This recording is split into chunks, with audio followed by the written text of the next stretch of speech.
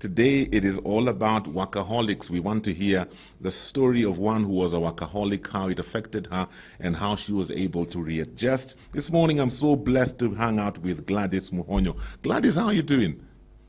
I'm very well, Pastor James. Good morning. Good morning. Finally, I get to host you. Indeed, and congratulations for your ordination. Ah, great. Thank you very much. Thank you very much. So this workaholic thing, how does it even begin? Is it that when I'm just thinking back to now, you finished, you getting into a career, were you very ambitious where your career was concerned? Yes, but it actually began way back at home. Oh, tell us more. I come from a polygamous family. My father had 12 children, and he believed that you should not be hungry if you work. So we were driven to work. And we are not in the village, we are in town, James. Oh. So we would work in all his jobs, in businesses. By 7 a.m., we could have distributed bread in 6 towns. Distributed bread. What do you mean? Yes. How? By then, you're how old? High school. Wow. Yeah, akiamka, he was a sales car man, and his car had enough cars. By 6:30, all the cars are clean. There was always this work. And being a patriotic father, there are 2 things he always said. You cannot lie and you cannot be lazy. Those were the key things so growing up, I was like, work or sleep hungry, bottom line. Wow. And that's how we grew up, all the 12 of us. It is always waking up, running. And maybe that drives your career, that puts food on your table. And it is what you know, it's what you're brought up knowing. And you don't realize when you actually become sick. You keep going, you keep taking on new assignments. Wow. So were you the kind of person who, if you rest, you feel guilty? You feel like, I'm not doing anything, I'm wasting time? Well, I am the kind of person, before I became a recovering workaholic, who used to say rest is starting to do something else. Oh. Okay. When you think I'm taking a break, I'm taking a break from my job, lakini niko na ka side hustle. I'm running now to the matatu business or to the shoe business or to because you are resting from work. But you're engaging in other work. Absolutely. Wow. First of all, I never knew there's anything like a recovering workaholic. I have never had anything like that. So I got very intrigued by your story. So let's get into your career. How did this nurture the way you handled your job and the work that you did?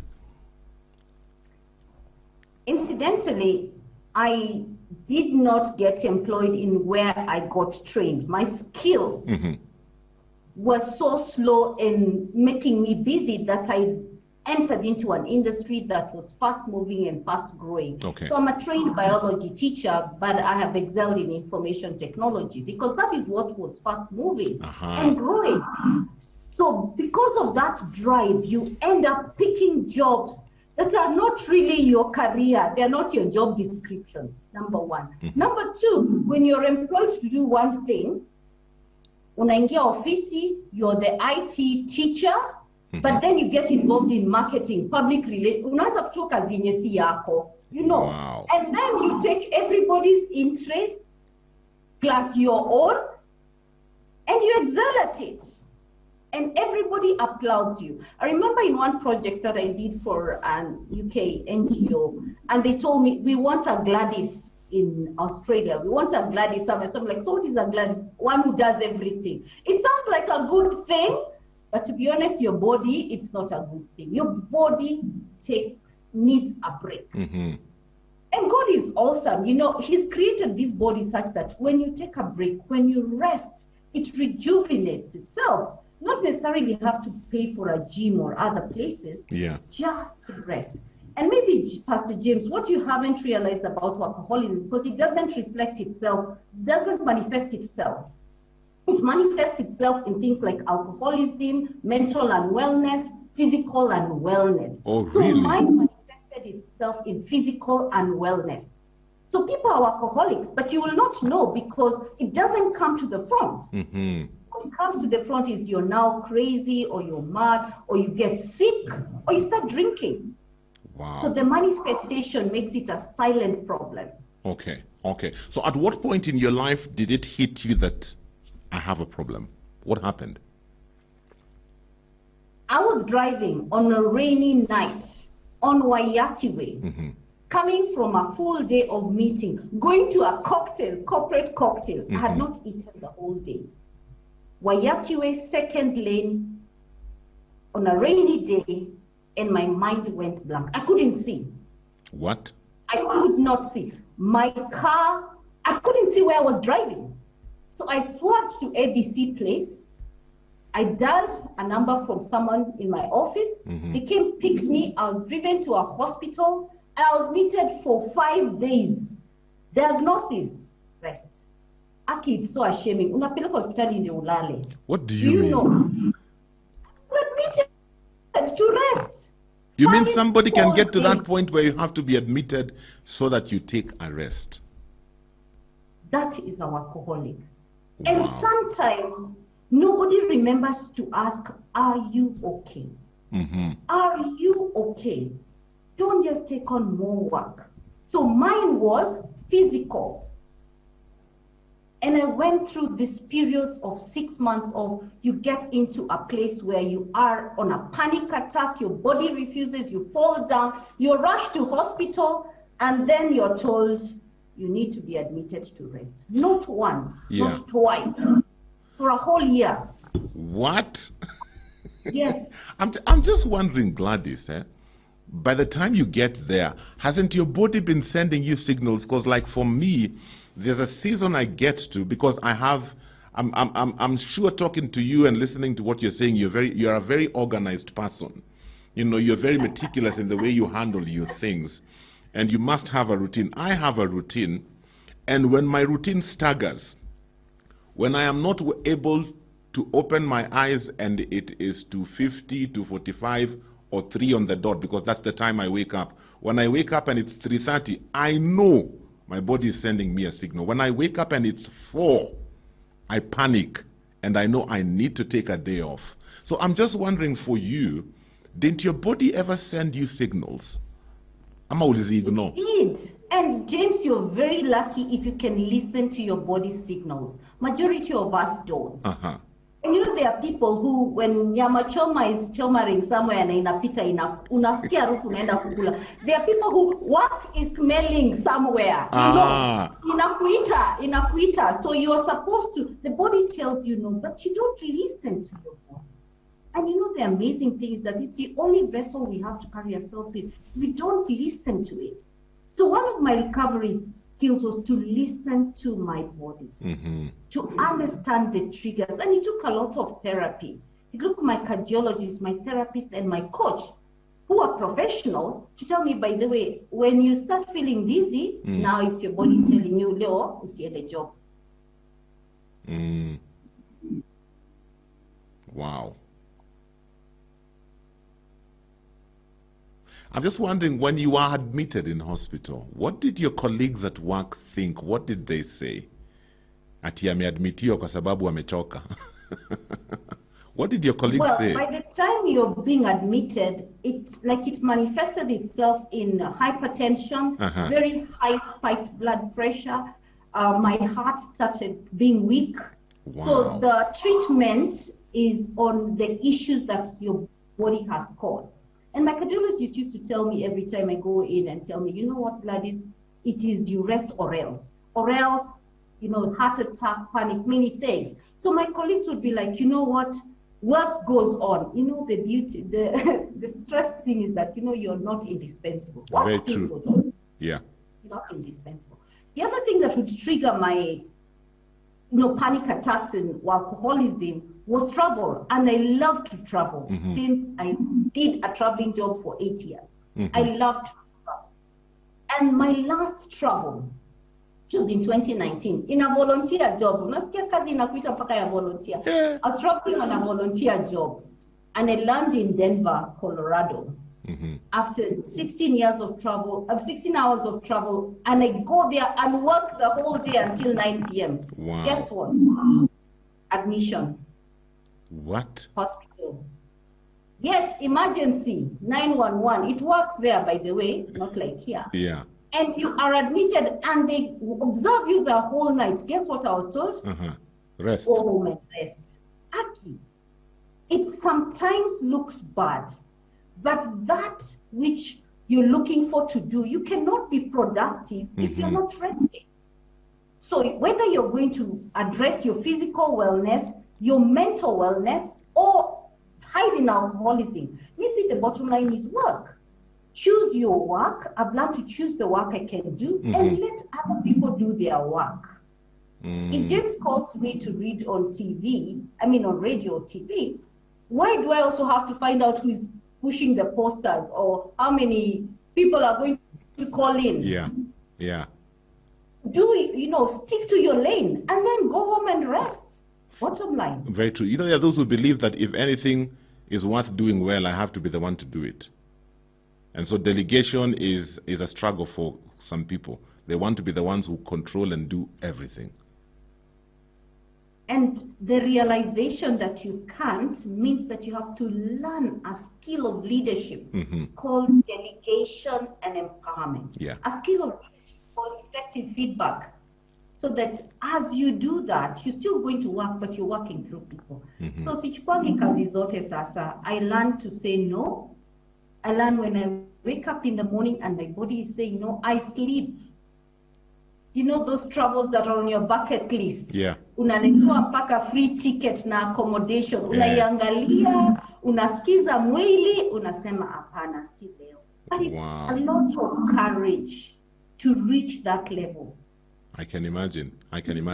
I'm just wondering, how many times have you been admitted? Because you said the first time you're on Wayaki Way, you ended up in hospital. Then you've told us you were in the States, you ended up in hospital. So how many times have you been admitted because of overworking?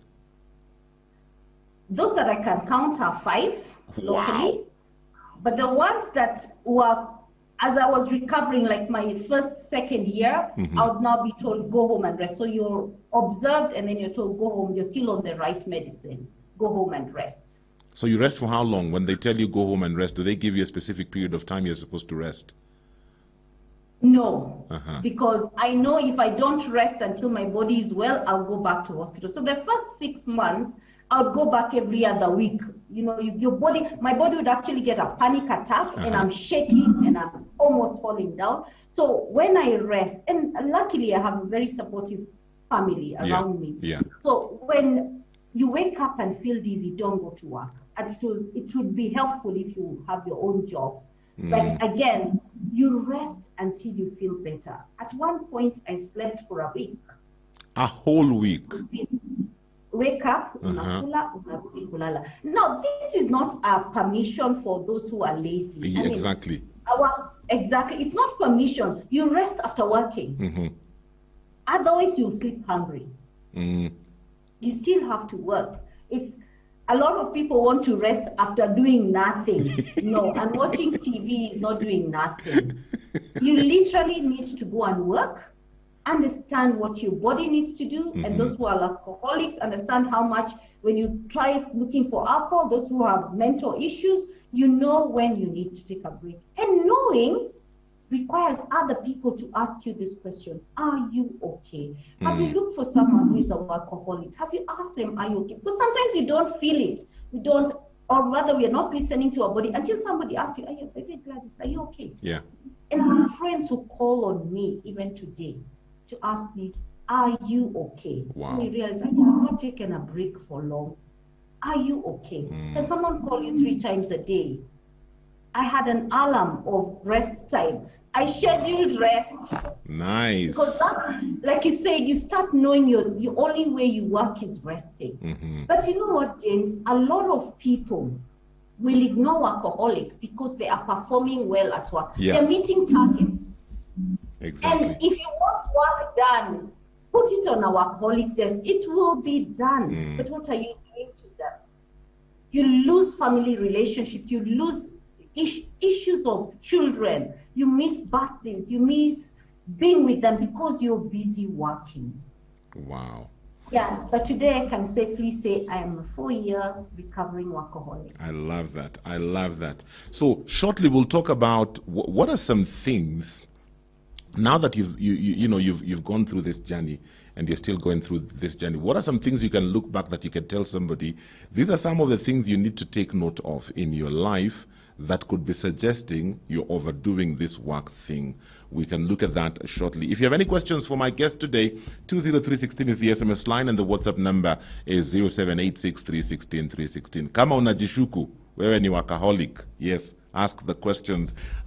This one says, Hiya, I've been off last week because of feeling dizzy. Diagnosis was deficiency in vitamin D, sioti jua, and fatigue. I don't know how to rest. I used to work until midnight in the private sector. Self-driven, led to an accident early morning. Rain, I broke both my legs. My friends got me a book. It's called Slow Down to Be with God. What do you think about that comment? What? Yeah, that's my 40-year-old self. Wow. And exactly, by the time you've worked for 10, 15 years and you've not taken leave, and I mean leave to go and rest, not leave to answer kibarua ya scandal, leave to go and rest, your body will break. So dizziness and that headache that doesn't go away at ukikunywa Panadol, or those things can mean that you are sick. And when you do not have time for family, imagine I missed my brother's wedding, for family events, when you do not have family for fun, for leisure, look at it critically. And then when you can't sleep, there's this thing about people having creative ideas and sleeping with a notebook next to the bed so that when you get that idea, you write it down. Stop it. Stop it. I mean, it means you're going to make your mind active throughout the night and you not rest. So sleeping is not waking at every little alarm. It's literally sleeping and letting your body recover. So you had asked me that, what are some things you can look out for? If you're not sleeping, unaingia kwa kitanda lakini ulali, your mind is still active. If you're not having time for things that you enjoy, for fun, for family, and if you're having headaches, and some people it can manifest itself in other things like your body starts swelling, or you start having, rashes, and you start thinking, what have I eaten? You are beyond the line. And hospitality after usaidizi. Yes. Wow. I'm just thinking that you're alcoholic. I've never had this kind of a conversation with anybody, because it's always about don't be lazy, work. We're always focusing on those who are lazy. Kumbe, we have others on this other end of the pendulum that are like overdoing it. So how did this affect your life, your relationships, before you got to the place where you realized, okay, this is the problem? How had it affected your life and your relationships? The first, let me call casualty, was my marriage. I got divorced at 27. Wow. Yeah, don't ask when I got married, but basically, nakimbiza maisha. Yes. That's one. The second is my young children went to boarding school very early. And you just miss the things of life that you like to do. Because you're not there. You're busy taking on the next assignment. Imagine I would travel to a different country and I take on another project that was not even on my in-tray. You start doing other people's work. You miss life. Life passes you by. The things you're good at, you dilute them because you're busy doing other things. So you don't really perfect in your industry. you become a jack of all trades and a master of none. Wow. This message here says It this took 10 discussion. years. There's a message here that says this discussion has taken me back. There was a time I was added responsibilities with my boss from nowhere. I developed panic attacks and I wondered why. Fortunately, we started working from home and they faded. This is a good topic for today. I'm looking forward to learn how to deal with this. You also talked about panic attacks, and I'm wondering, how does a panic attack manifest? I've always heard of panic attacks, but I don't think I've ever experienced one or seen somebody experiencing one. It is not something that I like to describe because it can relieve another panic attack. But let me say it for the sake of the audience who would like to know. Yeah. First of all, you start sweating and you are not sweating. Mm-hmm. Then your mouth goes dry. Hata ukikunywa maji, it's not. If you have high blood pressure, measure like I have in my house because of this, inaanza kuhit 170. Wow. And now you have to be rushed to hospital. By the time you're being put in the car, your body is literally shaking. Wanakuweka mablanketi, si baridi unasikia. And a lot of things can trigger a panic attack. But when it happens so many times, it can end up in things that we call orals, like a heart attack. It can end up in a paralysis. It can end up in a lot of things. But God is gracious that I've suffered but come back whole. Yes. So panic attacks are real. But imagine panic attacks caused by not resting. See, you're even ashamed to say it in public. Yeah. Wow. Yeah. So I'm just wondering, when you started taking this rest, how did you handle the issues of work? Because a lot of people today are ambitious. We are always looking for an extra source of income, a side hustle here and there. Whatever your hand finds to do, do it with all thy might, so to speak. Amen. And so we are always looking. We are looking for all these things we need to do because we want an extra shilling. We want, we need to make ends meet. This is not enough. So we are always running around like cockroaches. So I'm just wondering, how do you find balance, and how did you get to that place where now you started finding balance where your work is concerned? The reality is, it's workaholism. It's a disease. Once you're sick, you have to stop. Oh, stop kabisa. I had to sleep for 6 months. I told you. I had to stop. Literally. You wake up in the morning, you can't even clean your house. Wow. You have to stop. And that's the thing. Before you get there, get a social group of people who can actually ask you, are you okay? And these are the supporting things that are missing in workaholics' life. And it's so the same as alcoholism, that if you hang around people who drink, you'll drink. If you hang around people who work like crazy, you'll end up doing the same thing. So have a supportive group of people who like fun, who like to do other things, who can pull you out of your shell. And because everybody thinks a workaholic is okay, there are very few people who reach out to tell people, hey, slow down. So getting a group of people who realize who you are, you're sick, let's get you. Okay, my family, some of them, I became such a bother. Sasa, tunakukimbiza hospitali kila siku, siulali. If they call me, I stopped driving. It took me another 3 years to begin to drive. Wow. Every time I get on the wheel, I'd get a panic attack. So slow down. Get people who love fun, the sanguines. If you're a type A choleric like me, have a friend who is a sanguine, and they balance you in life. So work suffered, relationships suffer, and yourself, you suffer because you're no longer being you, your authentic self. Wow, this is very interesting.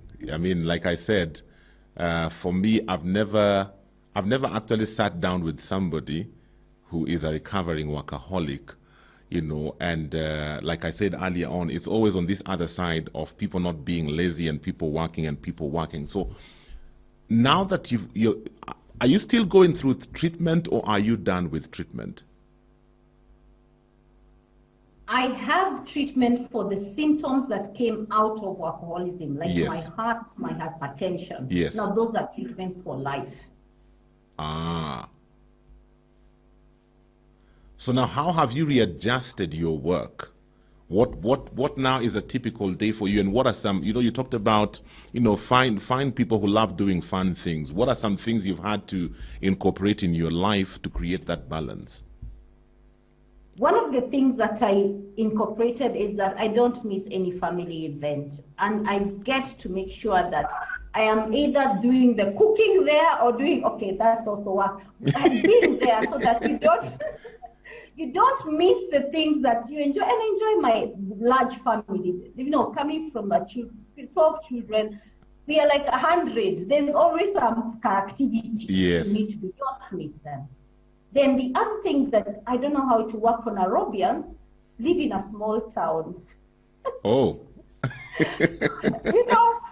The work-life balance in a small town is fantastic. You can walk to work 5 minutes, walk back home. Literally everything you need to do is market, church, hospital. They're all 5-10 minutes walk around. So I'm currently in Limuru, and before then I lived in a small town.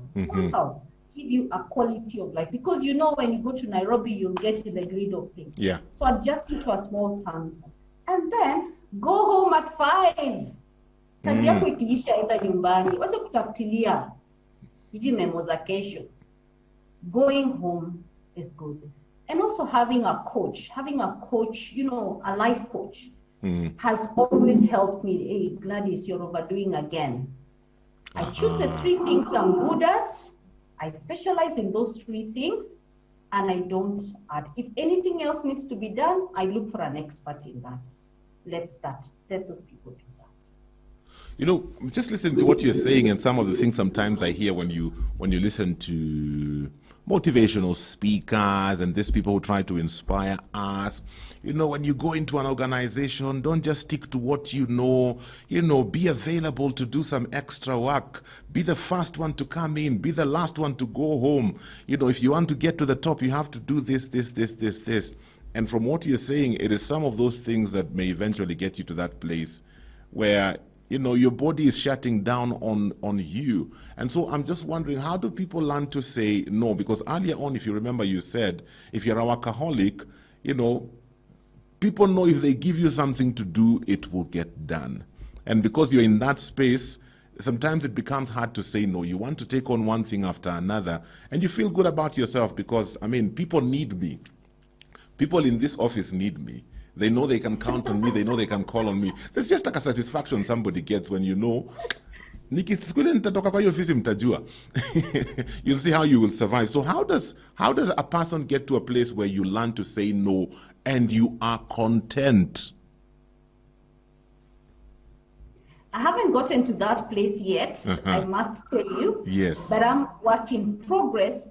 What really sticks out is that you were not born alone, and no human being is an island. And you need a group of people around you to understand who you are and why you get sick when you overwork. Yes. And these people, you need to trust them. You need to listen to them and trust, because that's why umeshindwa kusikia body yako, because you're not able to read your signs. Learn to trust. Yeah. And one of the people around me is my 9-year-old son. He says, hey, by the way, Mom, you've been on that computer the whole day. So you just have to fight, listening to even your children, and listening to your spouse if you have one. And if you don't have one, get friends that feel you, that can call you and ask you, are you okay? Now I give talks on, are you okay? It's a whole topic. Are you okay? Who is asking you if you're okay?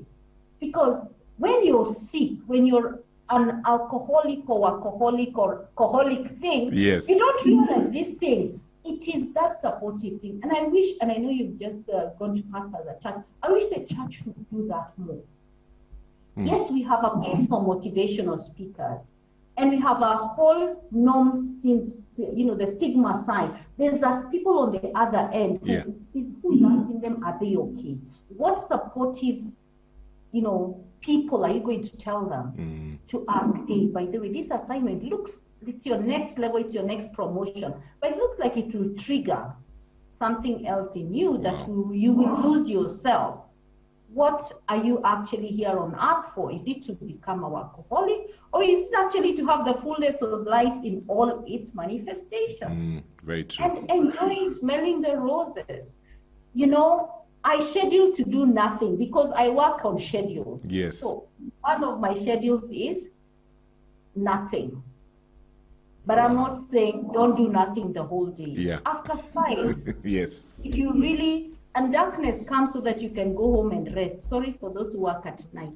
But even if you work at night, during the day, oh yeah, one more thing, James. Yes. People eat for 5 minutes if you're rushing to do work. Oh yeah. You should actually eat for 30 minutes or 45 minutes. Kaa chini ukule chakula vizuri. Vizuri, wacha haraka haraka. Some people eat on their desk as they continue to work. Which is okay if you're going to rest later. Okay. Wow. Lastly, Yes. if you're in your 20s, you have no excuse not to do that work. I'm sorry. But if you taper towards your 30s, now find your balance, find your social group that helps you to unwind, and in the things you enjoy to do. Wow. A couple of SMSs coming in. This one says, this is from Grace, having worked through 2020 and 2021 as a frontliner, I developed anxiety due to work demands. A couple of weeks back, during a random wellness check, I got alarmingly high blood sugar, putting me at risk of diabetes. That was a wake-up call. Nowadays, I'm able to say no to crazy workloads. Mark you, I'm a mental health professional who is always telling others about their wellness. Wow. And she needs a group of people around her who will remind her that, you know, you're good at telling people what to do, but not taking that yourself. And that's the thing about workaholism. We don't think that it is a disease. Yes. We don't think that it is a problem. And we don't realize, those who suffer, that you are actually sick. And before you get sick, there's something called listening to your body. Yeah. And people will tell you, I mean, my therapist will tell me, close your eyes and feel your head, feel your ears. By the time you think about your ear, unless in a woman, don't think about your body. Yes. But it's the only vessel you have. It's your God-given vessel. If you don't take care of it, and I'm not talking about physical exercise, even just listening. Is it asking for water? Is it asking for sleep? So the frontliners in the last few months, we actually want them to address our issues, but nobody asks them, are you okay? So I'm hoping from now on, you go out there and ask somebody, are you okay? Very true. And hope they'll genuinely give you the right answer. And we'll see sour too. Yeah. You know, there are some careers that it's almost like people don't expect you to take a rest. You know, for example, pastors, or sometimes even being in the media, you know, because you speak into people's lives every day, and so they expect you there every day. So sometimes when you're taking a break, sometimes even people get offended. When the pastor now and leave, my pastors are and leave, you know, or maybe you work in the hospital. You know, there are those careers that put you frontline, you're always dealing with people, you're always striving to make people's life better. It's almost like people get to a place where they depend on you so much and they make demands of you, not thinking about you. What would you tell those people in those kind of careers? Because it's easy to get, you know, when people are depending on you and people are telling you how much of a blessing you are to them, it's easy to forget about yourself and just be there for the sake of the people, but that will affect you. So what would you tell people in those kind of careers? I actually don't know what to tell them. I'll just tell you what happened to me when I was sick and probably admitted. I'd always think I'm going to die. And the more you think you'll die, you get another panic attack. Yes. What if you drop dead today? What would happen in those tasks that you feel you cannot delegate? So what I tell myself is this. So you want this done. educate someone, train someone to do it. Yes. Not your way, their way, and it will get done. Just the confidence to know that you're a leadership developer, understanding that you can get somebody else to actually do your work better than you. Mm-hmm. And it's something called succession planning. Succeed yourself out of the work. Don't panic. There's enough work in the world for you. If you succeed yourself out of your Radio 316 job, you will get another job faster. Mm-hmm. But somebody else would have grown into that position. Very true. We hold on to our work and we forget that other people can develop to do that work. Yeah. And then you move on to someone else. Ukishikilia kupika chapati, uji kupika wali. Yes. Let other people do the work that you learn to do and train them and go forth and do something else. Because maybe that's what you are there for that season. To learn it and grow somebody else. And get a supportive group of people who will ask you, are you okay? Yes. I can't emphasize that enough because that's what keeps me going. Yeah. I love that. I love that. And as we finish, God knew all these things, and that is why he said one day we need to take a rest. We need to take a rest. And sometimes I look at the Sabbath and the laws that were there concerning the Sabbath in the Old Testament, that were very strict. And you realize, you know what? God knew what he was talking about. He's the one who created these bodies. He knows how they function, and so if you're taking a rest, take a rest. Don't take a rest and you're doing another job. So it's important for us to realize that, especially believers. Sometimes we are so ambitious, but we need rest. It's important. And one more thing before I forget is accept help. Most workaholics are not good at accepting help. It's okay to say you need help. It's okay to receive help and to accept it. Somebody else said, if you don't know how to accept help, you're too proud. So learning to calm down and accept to be helped. I love the fact that these topics have started being discussed because they're a precursor to mental illness. They're a precursor to just families understanding they have time to each other and also being happy with yourself. You're all thriving for happiness. That's a meaning of France. I'm happy. Wow. I love that. Gladys, thank you so much for your time today. Looking at the responses, there are quite a number of people who have been there or are headed there, and they're saying, thank you so much for this discussion. It is a very timely discussion. So asante sana, and may the Lord bless you. Amen. Awesome. My friend, are you a workaholic? Put the handbrake on. The thing with these jobs, after you go, somebody else will come and do it. The company doesn't stop rolling. Things I like what Gladys said, no one is indispensable. Sometimes we think, I must be there. No, raise up other people, take a rest. You need this body to function on this earth. And if this body is not functioning well, you won't be effective in that thing you think you must be there to do. So that's all the time we have for today. Thank you so much for being a part of Motivation Monday. We'll connect again next week with another beautiful discussion. Have yourselves a great day. For this and more of our shows, log on to www.familymediaonline.com to enjoy a wide variety of programs from current affairs to testimonials and features, pastoral and inspirational shows, kids entertainment, and so much more. Also stream live on www.familymedia.tv.